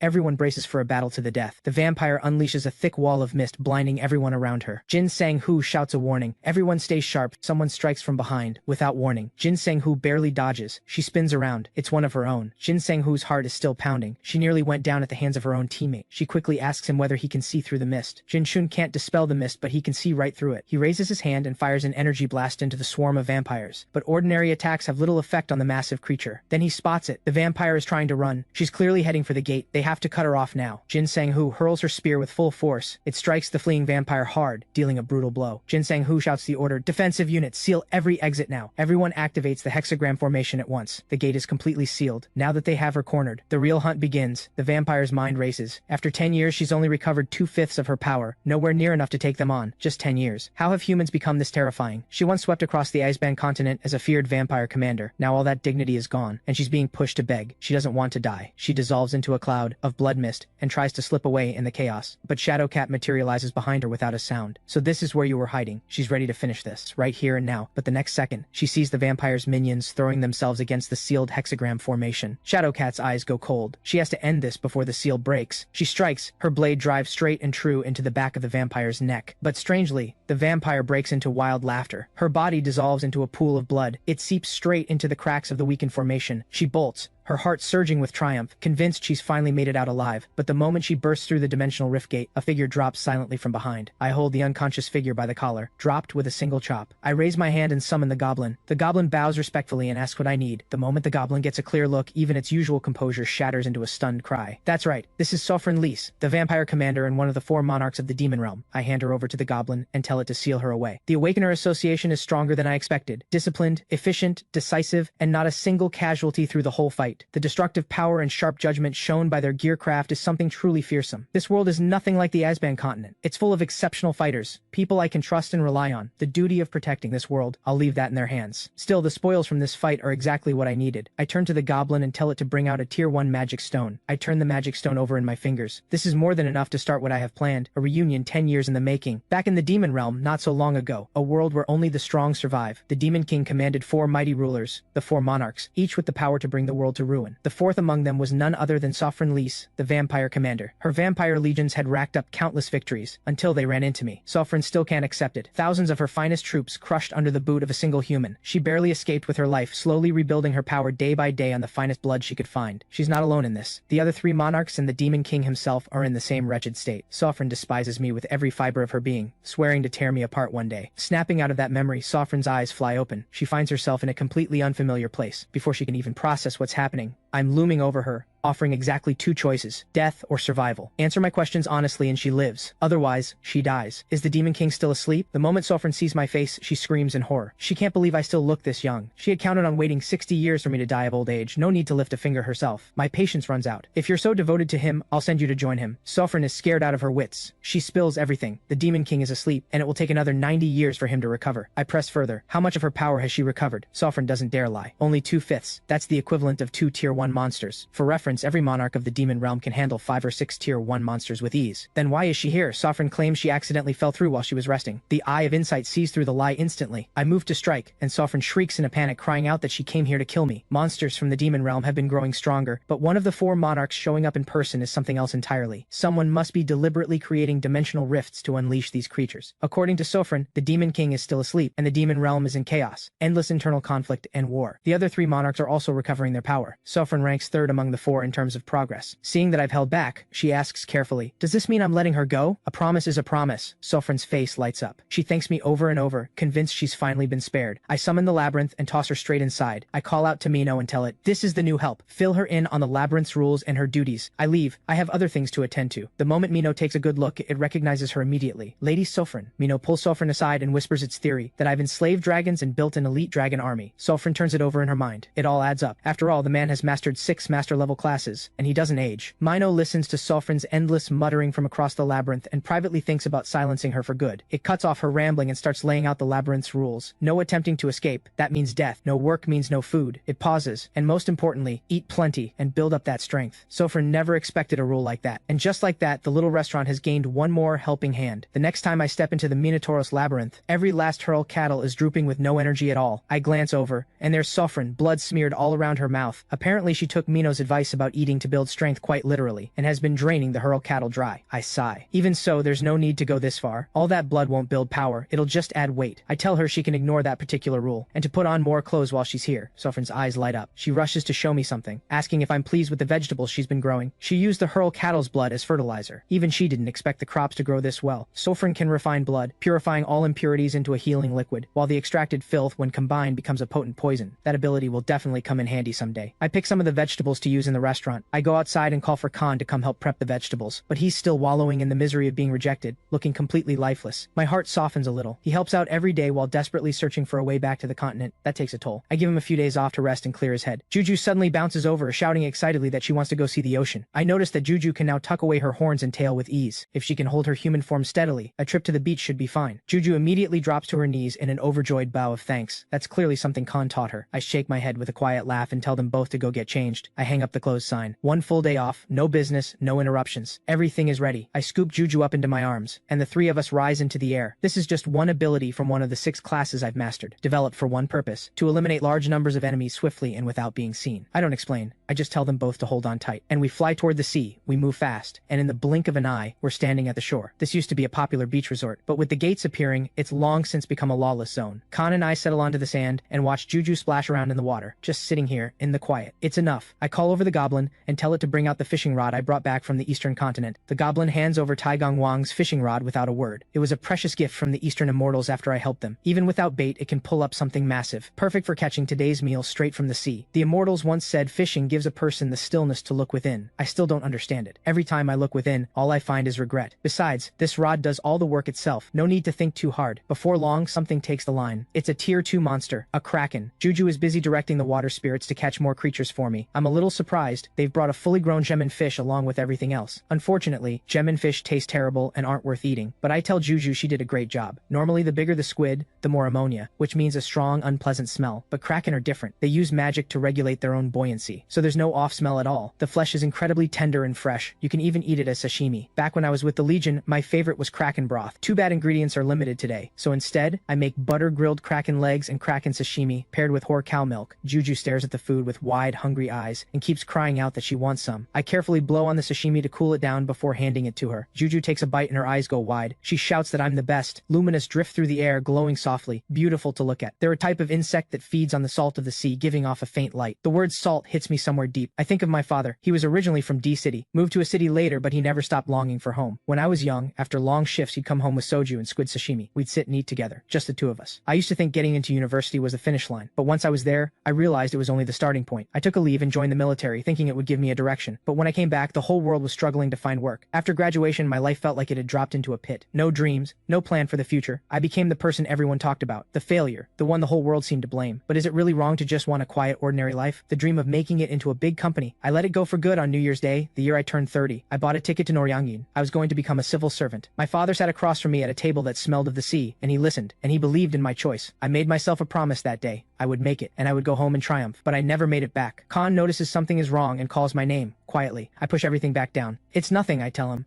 I pick up my cup and ask him to drink with me. Meanwhile, urgent voices crackle from an Awakener squad in the distance. A wanted monster is making a run for eastern Seochu with a haul of magic stones. The target is carrying a large number of high-grade magic stones and heading straight for the lawless zone. They cannot let it escape Seochu. All units, begin the pursuit immediately. Back home, I tell Khan to go settle Juju to sleep. I stay behind to deal with the kraken we brought back. I look over the ingredients and think about what to do with them. Cold kraken salad or kraken rice sausage, both are solid options. But this time, I want to try something completely different. I cut the kraken into bite-sized pieces, mix breadcrumbs with a little oil, salt, and water into a thick batter, coat each piece evenly, drop them into hot oil, and fry twice, guaranteeing a crust that stays crisp and never goes soft. Fried kraken, golden and fragrant, is ready. Crispy on the outside, tender and springy within. The flavor is something else entirely. I usually reach for soju, but tonight I want nothing more than an ice-cold beer. A meow comes from nearby. I assume it's just a stray, but when I see the size of it, I freeze. It's nearly as large as a tiger cub. I use the eye of insight to confirm. It's just an ordinary cat. It must have accidentally swallowed a magic stone. Most animals that consume a magic stone die on the spot. Their bodies simply can't handle the surge of magic. Humans have developed the technology to use magic stones safely in daily life. life, but they remain dangerous. I set some Kraken meat down in front of it. Despite its enormous size, the cat seems completely gentle. I flip open the newspaper and suddenly see a photo of the previous guardian, Han Do-kyung. Something about him feels familiar. I feel like I've seen him somewhere before, but not in another world. I just can't place where. Then a headline catches my eye and my chest tightens. Giant cat attacks on the rise. Civilian casualties increasing. My mind jumps straight to the cat. I spin around, but it's already gone. The next morning, I watch Khan fumbling around in a panic. I can't help but ask what on earth he's doing. He says pitifully that the stove broke, so he's been using his own dragon fire to boil the broth. The sight of him is so comical I can't help but laugh. I tell him to stop. There's already enough broth to last a while, and fixing the stove just takes a new magic stone. The familiar meow comes again. I look at the mice it's dropped at my feet and decline the offering with a mix of amusement and exasperation. Juju has decided the giant cat is a baby tiger. She runs circles around it, calling out big kitty and little tiger over and over. Before anyone can stop her, she's climbed onto its back and is riding it like a horse. Even so, the cat remains completely calm, letting Juju play on its back without the slightest complaint. I'm more certain than ever, this isn't the cat causing the attacks. Could there be others that swallowed magic stones too? The cat plays with Juju for a while, then quietly slips away. The gentleman corps captain pushes the door open and steps in. He's just looking for a simple meal. Zhang He and Lu Xin trail in behind him. They want to eat well before heading out to deal with the cat situation. Zhang He wants something light and refreshing. We happen to have fresh squid in today. The moment he says refreshing, I know exactly what to make. I bring out a fresh squid stir-fry, hot off the stove. Zhang He's eyes light up immediately. He asks if there's steamed white rice. He mixes the stir-fry right into his rice, the move of a seasoned food lover. I turn to the captain and ask if they're heading out to handle the cats after they eat. He nods. The cats behind the attacks are most likely survivors of an incident from a year ago. A year ago, a thief people called a monster stole a transport vehicle carrying Tier 4 and Tier 6 magic stones. After making off with the haul, he vanished without a trace. No one ever tracked him down. Nobody knows who he is. What they do know is that he can control animals of all kinds. During the pursuit that year, the flower wielder managed to cut off his escape route with vines, but he used a flock of crows as cover, not only using them to haul away the magic stones, but quietly releasing a large number of animals in the process. The captain recognized him as a hunter, not a high rank, but his control over animals far surpassed his own. The capture failed. They had to prioritize recovering the scattered magic stones instead. The phantom thief had made 30 cats swallow magic stones. 26 were recovered, but all of them died. The remaining 4 were never found. Animals that swallow magic stones gain tremendous power, but very few survive. The captain's mission now is to find and deal with those 4 surviving cats. The phantom thief was likely building something that required magic stones, but the exact reason is impossible to know. The lawless zones draw all kinds of outsiders. By the time the captain finishes talking, he's lost his appetite. He decides to leave right away. They find the surviving cats before long. The others didn't make it. The gentle giant is there, curled around its companions, shielding them with its body. The captain knows that a single move is all it would take to end this. The old case from a year ago, closed at last. He'd earn a commendation. His team would gain recognition. He keeps telling himself, don't let sympathy get in the way. Keep duty and feeling separate. That's the right choice. But can he really do it? The following evening, the captain is back at the shop. The moment he walks in, his expression is dark. He asks for something strong. All I have is fire liquor. High proof, but nothing refined. He takes it without complaint. Just bring it over. It's close to 60%, as fierce as sorghum liquor. Drinking on an empty stomach will wreck him, so I decide to add a dish of sweet and sour beef. We're out of pork, so I'll use the beef left over from last time. Beef sweet and sour is different from the pork version. It only needs a simple fry. Once the batter turns a deep golden color, I lift it out of the oil. One more pass through the fryer and it's done. I slide the dipping sauce across the counter and ask if he wants to use it. The dish is on the house. He insists on paying. Says he needed something to drink to, but he waves off the sauce and asks for plain salt instead. That quietly surprises me. Eating with just salt lets you taste the ingredient for exactly what it is. I didn't expect that. He's a real foodie. The fire liquor arrives, and the captain digs in. After a sharp cough from the liquor, he finally calls me over and says what's been sitting on his chest. When your head and your heart pull you in completely opposite directions, which one do you follow? I let out a quiet breath. Neither choice ever comes without a cost. On the battlefield, I faced this more than once. When a comrade fell, badly wounded, everything in me wanted to stop and help. But reason said keep moving, press on, break through, and more innocent lives would be saved. Either way, there's always a price. So the way I see it, every choice leaves something behind. But look at it the other way. Every choice also gives you something back. The captain is quiet for a moment. Then he asks, what if what you lose is money? I answer him straight. Money, in hindsight, rarely matters as much as it feels like it does right now. Hearing that, the captain visibly relaxes. He settles, tips back his glass and drinks it all in one go. I watch him. For a moment, he reminds me of the magic spearman. The flower wielder steps inside, then stops dead the moment she looks up. No wonder there was a vulture parked out front. The captain is here. She eyes the sweet and sour beef on the table and very much wants a bite. The captain is in no mood. He waves her off without looking up. He eats and drinks his fill, then gets up to leave. But he's far too drunk to walk straight. The flower wielder ends up holding him up. The moment they step outside, both of them freeze. The giant cat is standing right there in front of them. It gently sets down 3 mice it was carrying in its mouth. The captain lets out a short laugh. He understands immediately. This is its way of saying saying thank you. He just waves a hand and tells it to eat well. Then he staggers off into the night. The next day, Khan is carefully brushing Juju's teeth. He keeps reminding her to spit out the foam and absolutely not swallow it. That night, I sleep better than I have in a long time. No nightmares. The morning paper reports that all the magic stones have been recovered. It seems the captain paid out of his own pocket for those 4 tier 4 magic stones. Even for a guardian, that's no small sum. I don't hand out praise to many people, but he's earned it. He's something special, and he's going to be one fine guardian. This year marks the 30th anniversary of the Association President's ability awakening. He has weathered 3 major upheavals and witnessed countless awakeners rise. And yet, those who stand against their ideals have never disappeared. For every person who wants to protect the people and rebuild the city, there is someone determined to tear it all down. 2 opposing forces locked in conflict. The fighting has never truly stopped. Until 10 years ago, when the monster siege changed everything, many broke away from their organizations and chose to walk their own path. He stares at the outsider. Activity report and sighs. Have they truly gone down a road of no return? Jin Shun is tuning his equipment. Maximum output speed is still too slow, but the newly installed artificial muscle is performing brilliantly. Movement speed has improved by nearly 50%. The gentleman pushes the door open. The monster he has been hunting keeps hiding deep in the no-man's zone, refusing to show itself, and on top of that, the legendary pallbearer has actually returned. If news of Jaeger's disappearance gets out, it will throw everything into chaos. That is exactly why the pallbearer has been quietly brought back, to hold the situation together. Everyone can feel it. Something major is about to happen. Meanwhile, Shadowcat is being hunted. A bat lunges out of nowhere and sinks its fangs into Li Jiafei's leg. She's furious and frustrated. Of all places, why the leg? This is going to slow her escape. Her pursuers close in fast, shouting that she's right there. Li Jiafei grits her teeth and runs for her life. At this very moment, Khan pulls out a map, preparing to head toward the gates in the northwestern no-man's zone. He rides the motorcycle I gave him with a big grin, savoring a sense of freedom he hasn't felt in a long time. But the moment he reaches the checkpoint, a guard shouts for him to stop and demands an inspection. The no-man's zone is in serious turmoil right now, so security is tight. He has to show his ID and verify his identity. After the search turns up no magic stones, they hand him a waiver to sign. It states that he is entering the no-man's zone of his own free will and accepts full responsibility for whatever happens. Khan steps inside, replaying the guard's words in his head, feeling uneasy. He takes a deep breath and officially begins his investigation. The first gate is a habitat for level 8 plant monsters. The next is a slime dungeon, where the monsters use gas as a weapon. It is so revolting he nearly gags. After a full day of investigation, he comes up with absolutely nothing. Khan's stomach growls relentlessly from hunger. The rumor said this place was crawling with monsters, yet he hasn't spotted a single one. None of them have any idea just how powerful the dragon's aura around him truly is. Just then, he catches a glimpse of 3 figures moving in the distance. Moving closer, he realizes there are more than 10 of them. Are these people awakeners? He turns and spots Shadowcat sprinting desperately to escape, but in moments they drive her to the edge of a cliff, with nowhere left to go. The enemy laughs with open glee. The woman who has foiled their plans time and again has finally walked straight into their trap. Shadowcat's heart sinks. She knows how dire this is. Bat venom is spreading through her body, and her head is spinning. These outsiders live inside the gates. It took her years of tracking just to find this place. She has always relied on stealth and speed to stay one step ahead. She has never been cornered like this before. The one leading them is the very monster the gentleman has been hunting. He orders his men to take her alive. He still has many questions for her. As for the others, do whatever they want with them. Torture, abuse, it doesn't matter, as long as they leave one breath left. Shadowcat feels a wave of despair. Is jumping off this cliff really the only option she has left? Just as she wrestles with that impossible choice, a blue shockwave surges in, riding a blast of dragon breath. Every last foot soldier is swept away in an instant. The monster leader is scared out of his wits. He assumes a powerful awakener from the association has come to her rescue. He makes a split-second call and orders a full retreat. Judging by the aura alone, whoever is out there is at minimum a level 0 awakener. Every plan they have made will have to be completely scrapped and rebuilt from scratch. Shadowcat narrowly escapes with her life, but her mind is still completely blank. Her whole body is trembling. It's not the flames around her that frighten her. It's a deep, primal fear, something wired into the very core of her being. Her legs give out and she collapses. Khan catches her smoothly. He checks her over carefully and confirms the wound is from a bat bite. The forest around them is scorched black as far as the eye can see. Hours pass. Khan paces back and forth, at a complete loss for what to do. He remembers that a cold compress is needed after a bat bite to slow the venom. A healing ability would fix her up right away, but unfortunately that isn't something he has. He can't even bring himself to cut away her clothing and clean the wound to prevent infection. She's a woman, he's a man. He's too flustered to do it, but leaving it untreated will only make things worse. He keeps telling himself it's just first aid, just a small tear in the fabric. It doesn't mean anything. The moment he finally steels himself to act, Shadowcat wakes up. Khan leaps back several steps, face flushed all the way to the tips of his ears, scrambling to explain himself. He stutters out that he was just passing through on his travels and happened to find her. She notices the pain has lessened and immediately understands what he was trying to do. She thanks him quietly. Khan waves his hand stiffly, muttering that it's nothing, too nervous to say anything more. Another loud explosion rumbles in the distance, but Shadowcat's body is too weak. She can't move even a single step. Khan immediately steps in front of her to shield her. Shadowcat urges nudges him frantically to leave. This place is too dangerous. Then Jinshun's voice cuts through the chaos. Seeing that she is alive, Jinshun finally breathes a sigh of relief and pulls out a healing agent. He turns and sees Khan, completely baffled. What is the restaurant owner's nephew doing out here? Khan nervously insists once again that he's just here traveling. Jinshun doesn't press further. The gentleman who has just arrived promises to send a thank you gift to the restaurant, but he insists that Khan leave this dangerous place as soon as possible. The outsider's base is very likely somewhere nearby, and Khan has no choice but to head back. Back home, he tells me everything in full detail, including the part where he used dragon breath. I'm busy playing with Juju and don't think much of it. If anything, I think he did the right thing. Khan watches Juju slowly crawl from my hand up to my neck, then asks with a worried look, is that really okay? Doesn't it wear you out playing with this little troublemaker all day? Of course it's exhausting, but it's the only way to burn off Juju's energy so she can actually sleep through the night. Back at the Awakener Association, the gentleman and Shadowcat run an investigation on Khan and me. Everything comes back normal, just ordinary people. There are travel records of Khan moving through multiple no-man zones, all completely routine. The assessment report shows that both of our magic power readings are completely zero. Neither Khan nor I show a single abnormal data point. Shadowcat stares at the report, but the suspicion in her mind refuses to go away. If both of them are truly ordinary, then who caused that explosion? Was it someone inside the association, or a falling out among the outsiders themselves? And yet, even as she knew in that moment that whoever it was had saved her, every instinct in her body screamed at her to run. That fear was carved into pure instinct, stronger even than the terror of being hunted. But why would she feel something like that coming from the restaurant owner's nephew? That night, I dream of it again. The darkest, most desperate 10 years of my life. The Eisband continent, the vast eastern and western continents stretching beyond the horizon. I walked every last one of them. I scoured every ocean as well. I sought out the wisest scholars in the east and the greatest minds of the west, all for one single answer. Not a single one of them could tell me how to go home. And then, at the very moment I broke down and begged, a gate of light appeared out of nowhere. I froze, so stunned I couldn't even get a full sentence out.